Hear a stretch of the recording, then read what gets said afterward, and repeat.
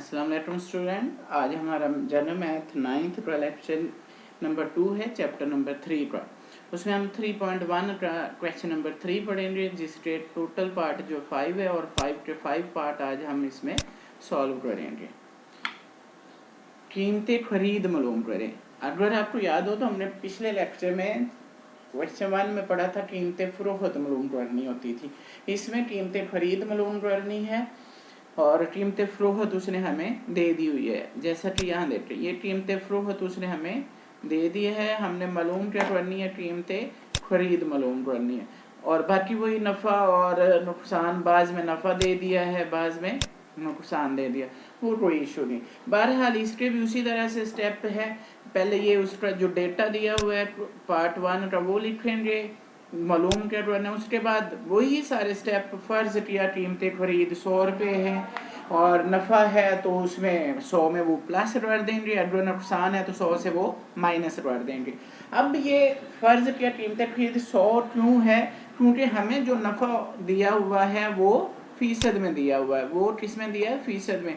और फ़ीसद का मतलब है पर 100 में से, यानी 100 में से, तो इसलिए ये 100 में लेता हूँ। तो जब भी नफ़ा नुकसान फ़ीसद में दिया हो और दूसरी चीज़ मालूम करें तो ये आपने फ़र्ज़ करना है 100 रुपये। चलें, बहरहाल कीमतें पहला जो पार्ट है वो अडर करें। तो जैसे उसने लिखा हुआ है वही हमने, कीमत फ़रोख्त बराबर है 672, ये लिख दिया। नफ़ा बराबर है 5%, वो भी लिख दिया। मालूम क्या करना, जो उसने बताया कीमत खरीद, वो भी लिख दी। तो सॉल्व यहाँ से, हल यहाँ से हो रहा है। हल क्या है, फ़र्ज़ किया कीमत खरीद है 100 रुपये, नफ़ा कितना था 5%, तो कीमत फ़रोख्त कितनी है 100 में, ये वाला 5 प्लस कर देंगे, 100 में 5 प्लस करें तो 105, ये होगी कीमत फ़रोख्त। हर सवाल में ये 3 स्टेप सेम होने हैं। अब आ जाते हैं हम इसके आगे वाले, ये वाले स्टेप हमने किए थे। अगर कीमत फ़रोख्त यहाँ लिखा है, पहले सवाल में यहाँ लिखते थे हम अगर कीमत खरीद, क्योंकि फ़रोख्त मालूम करनी होती थी। जो मालूम करनी है वो इक्वल से हमने राइट हैंड पे लिखनी है, और जो उसने दी हुई है वो इक्वल से लेफ्ट हैंड पे लिखनी है। तो यहाँ लिखा अगर कीमत फ़रोख्त 105 है, ये अगर कीमत फ़रोख्त 105 हो तो उस वक्त, जब हमारी कीमत 105 आई है उस वक्त कीमत खरीद हमने 100 ली हुई थी, तो इसीलिए लिखा अगर कीमत फ़रोख्त 105 रुपये हो तो कीमत खरीद बराबर है 100 रुपये। अगर कीमत फ़रोख्त 1 रुपया हो, ये मैंने कहा था सब में लेना है, पहले 1 की वैल्यू निकाल के उसको फिर टोटल से आगे वाले से मल्टीप्लाई कर दे, आंसर आ जाता है। तो अगर कीमत फ़रोख्त 1 रुपया हो तो कीमत खरीद, देखो पहले कीमत फ़रोख्त थी 105 रुपये, अब कितनी हो रही, 1 रुपया। कीमत फ़रोख्त कम हो रही है तो कीमत खरीद भी डेफिनेटली कम होगी।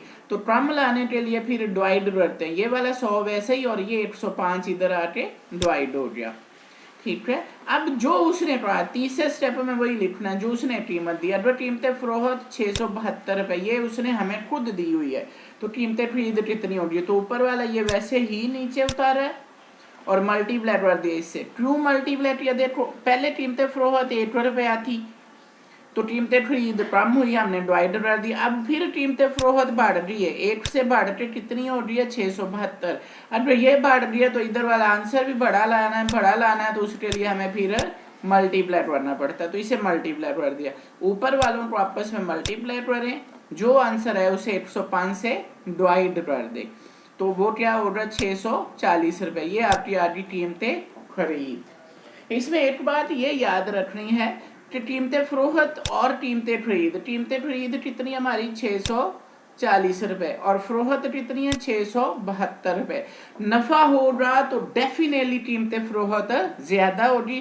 तो आप ये देख लिया मेरे एंड पे थोड़ा सा कि कीमत खरीद कितना आंसर आया है, क्या ये कीमत फ़रोख्त से कम है। अगर नफ़ा हुआ है तो ये वाली कम होती है खरीद, नुकसान हो तो कीमत खरीद ज़्यादा आती है। ये थोड़ा सा है जो आप देखने के लिए ना भी देखें तो कोई इशू नहीं। चलें, बहरहाल क्वेश्चन नंबर 2 है, उसमें उसने हमें कीमत फ़रोख्त दी हुई है, ये किताब में लिखा हुआ है, वैसे तो वैसे आपने लिख दिया। कीमत फ़रोख्त है 851, नुकसान 8% है, कीमत खरीद मालूम करनी है, वही फ़र्ज़ किया कीमत खरीद है 100 रुपये, नुकसान है 8%, कीमत फ़रोख्त, नुकसान हुआ है इसलिए ये माइनस करेंगे। नफ़ा जब हुआ था तो हमने क्या किया था, प्लस, नफ़ा हुआ था तो क्या किया था, प्लस ऊपर देखे, ये जहाँ पे मैं दायरा बना रहा हूँ। अब अगर नुकसान हुआ है तो फिर ये देखे माइनस हम करेंगे इसमें। जैसे अब ये 100 से 8 माइनस अभी वाले सवाल में हम कर रहे हैं, 100 से 8 माइनस किया है तो वो कितना आ गया, 92। 100 में से 8 माइनस किया तो कितना आ गया मेरे पास, 92। ये है मेरे पास 92 पड़ा हुआ। अब उसी तरह से ये वाले तीनों स्टेप देखें तो सेम है पीछे वाले, जो उसमें लिख रहा था वही इसमें। क्या लिख रहा था, अदर कीमत फ़रोख्त, उसमें भी पीछे वाले सवाल में देखे कीमतें, वही सेम स्टेप। अदर कीमत फ़रोख्त जो है 92 रुपये हो तो कीमत खरीद 100 है। अदर कीमत फ़रोख्त 1 रुपया हो तो वो वाला 92 उधर, ये वाला उधर जाके डिवाइड करना हर दफ़े। अदर कीमत फ़रोख्त जो उसने दी है तीसरे स्टेप में वो लिखनी है, तो उससे मल्टीप्लाई कर देना है। ऊपर वाले दोनों को 100 को 858 से मल्टीप्लाई करके 92 से डिवाइड करें तो आपके पास आ जाता है 925। 925 रुपये आपकी कीमतें खरीद आ जाती है। नुकसान हुआ था इसलिए देखें, नुकसान हुआ था कीमतें फ़रोख्त कितनी है, 851, और ये ज़्यादा आ गई, कीमतें खरीद हमारे पास क्या आई, ज़्यादा। वो थी 851 और ये आई है 925। नुकसान हो तो कीमतें खरीद ज़्यादा आती है और नफ़ा हो तो कीमतें खरीद कम आती है। अब ये वाला बटे वाला सवाल देख ले, है ये भी उसी तरह से, मतलब देखिए कैसे है। कहता है कीमत फ़रोख्त उसने जो हमें दी हुई है किताब में, कीमत फ़रोख्त दी है, नफ़ा दिया हुआ है, कीमत खरीद मालूम करनी, ये वही डेटा है हमारा। अब कहता है फ़र्ज किया कीमत खरीद 100 रुपये है, नफ़ा ये है, नफ़ा अगर हुआ है तो ये क्या होगा, कीमत फ़रोख्त कैसे आएगी, प्लस करके। 100 कीमत खरीद थी, नफ़ा है तो उस 100 में प्लस कर दिया ये, तो इन्हें आपस में प्लस करने का तरीका ये है, उसने सिंपल किया 100 प्लस 12, 100 और 12 को जमा करके 112 और 1/2 वैसे का वैसे ही साथ आ गया, क्योंकि ये 100 था, सिंपल था इसलिए। तो ये 112 से 1/2, इसलिए अगर आप सही तोड़ लें तो इन दोनों को मल्टीप्लाई करें, 1 1 2, 112 मल्टीप्लाई बाय 2, 2 से मल्टीप्लाई करके 1 इसमें प्लस कर दे। 112 को 2 से मल्टीप्लाई करें तो क्या बनेगा, 224, क्योंकि मल्टीप्लाई और प्लस एक साथ आए तो पहले मल्टीप्लाई होता है। तो 224 में 1 जमा करें तो क्या हो गया, 225। ये आपके पास 225 आ गया, और बटे में वो 2 वैसे का वैसे बटे वाला 2, तो इस तरह से आया, इसी सैया तोड़ के, और नीचे वाला जो 2 वैसे का वैसे। ये आपके पास क्या आ रही है, कीमत फ़रोख्त। अब जो उसने हमें दिया हुआ है वो उस हिसाब से यही लिखना है। अगर कीमत फ़रोख्त ये हो 225/2, तो कीमत खरीद कितनी होगी, 100। अगर कीमत फ़रोख्त 1 रुपये हो तो कीमत खरीद कितनी होगी, डेफिनेटली क्या होगा कि ये वाला जो है 100 तकसीम 225/2, ये वाला 100 वैसे का वैसे ही आप ऐसे लिखें, 100 डिवाइडेड बाय, बटा नहीं बना रहे क्योंकि वो पहले ही बटा है, 225/2। आपको पता है बटे में रकम आ जाए तो हम क्या करते हैं, उसको मल्टीप्लाई कर देते हैं, और नीचे वाली 2 ऊपर चली जाएगी और 225 नीचे आ जाएगा। ये मेरे पास आ गया। अब उसने इन्हें कैंसिल किया है, जिस तरह से है आप करना है कर लें, नहीं तो ऐसे ही ये वाला 100 को, इसको 2 को 100 से मल्टीप्लाई करें तो क्या हो जाता है, 200, और नीचे क्या है, 225। ये